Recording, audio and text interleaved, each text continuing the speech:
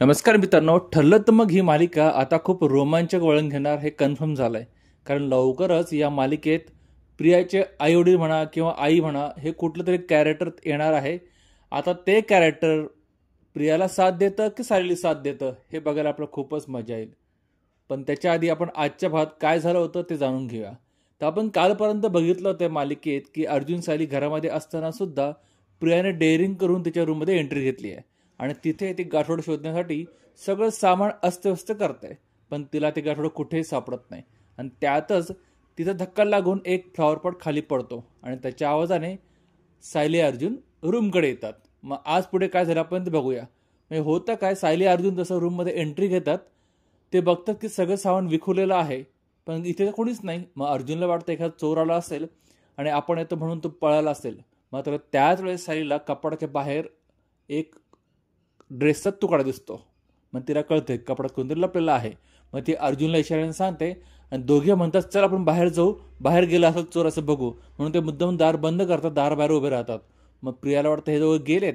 ती कपाटात हळूच खाली उतरते आणि निघून जायचा प्रयत्न करते. त्याच वेळेस दोघे पण तिच्यासमोर उभे राहतात आणि म्हणतात अरे हा चोर तर आपल्याच घरात आहे. मग प्रिया चिडते. ती म्हणते मी चोर काय, हे माझंच घर आहे आणि सायली हे तुझ्यामुळे मी घराबाहेर गेले, लक्षात ठेव. तू ना सगळ्यांचे कान भरले म्हणून.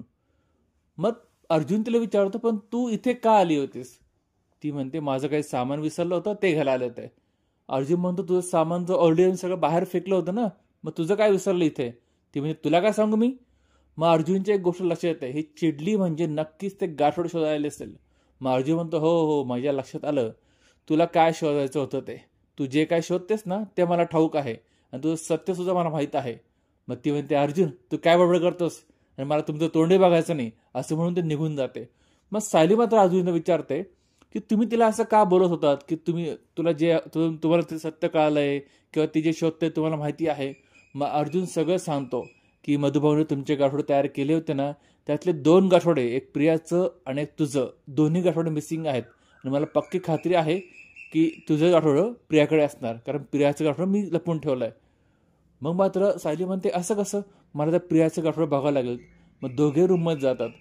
पण अर्जुन म्हणतो मला एक कळत नाही त्या लहानपणीच्या वस्तूंमध्ये प्रियाला असं काय डाऊट आहे किंवा काय त्यात रहस्य आहे की प्रियाने तुझं आणि तिचं गाठोडं लपवून ठेवलं होतं. सायली म्हणते मलाही माहीत नाही. मग मात्र मित्रांनो रूममध्ये गेल्यानंतर ना अर्जुन प्रियाचं गाठोडं म्हणजे ॲक्च्युली सायलीचं गाठोडं तो तिला दाखवतो. त्यातली एक एक वस्तू बघताना सायलीला लहानपणीच्या आठवणी ताज्या होतात. पण आपल्या सगळ्यांना माहित आहे ॲक्सिडेंटमुळं त्या सगळे आठवडे धुसर असतात.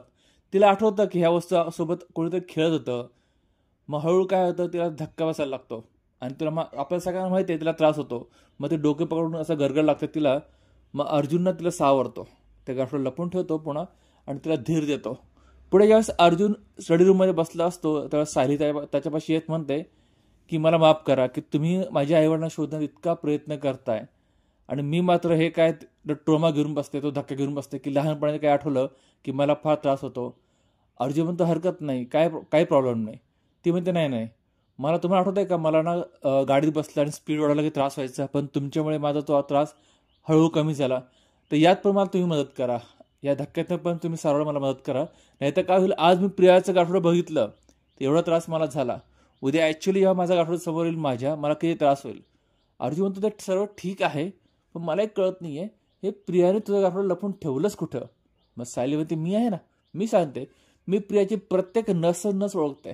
ती कुठल्या परिस्थितीमध्ये कसं वागू शकते हे ठाऊक आहे मला चांगलंच. मी तुम्हाला ते गाठोडं शोधायला मदत करेल. आणि मग सीन शोधतो मित्रांनो प्रियाकडे. प्रिया सुभेदारांच्या घरातनं गेली असते किल्लेदाराच्या घरामध्ये. तिच्या रूममध्ये गेल्यानंतर ती प्रचंड चिडली असते की माझं गाठोडं गायब कुठे झालं, म्हणजे सायलीचं गाठोडं गायब कुठे झालं. आणि अर्जुन मला असं का म्हणत होतात की माझं सत्य त्याला कळालंय, नक्की त्याला माझं कोणतं सत्य कळालं असेल असं ती विचार करत असतानाच नागरा तिथे येतो आणि हसायला लागतो. काय सापडलं तुझं गाठोडं. अर्जुन सायली तिथे असताना तू गेली होती ना तिथे. मग मात्र प्रिया चिडते. ती म्हणते म्हणजे मुद्दामून तुम्ही मला तिथे पाठवलं होतं, तुम्हाला हा काय मांजर उंदरात खेळ वाटतं काय, असं म्हणत ती नागराची कॉलर पकडते आणि ती म्हणते आता अरे तुरे डायरेक्ट येते.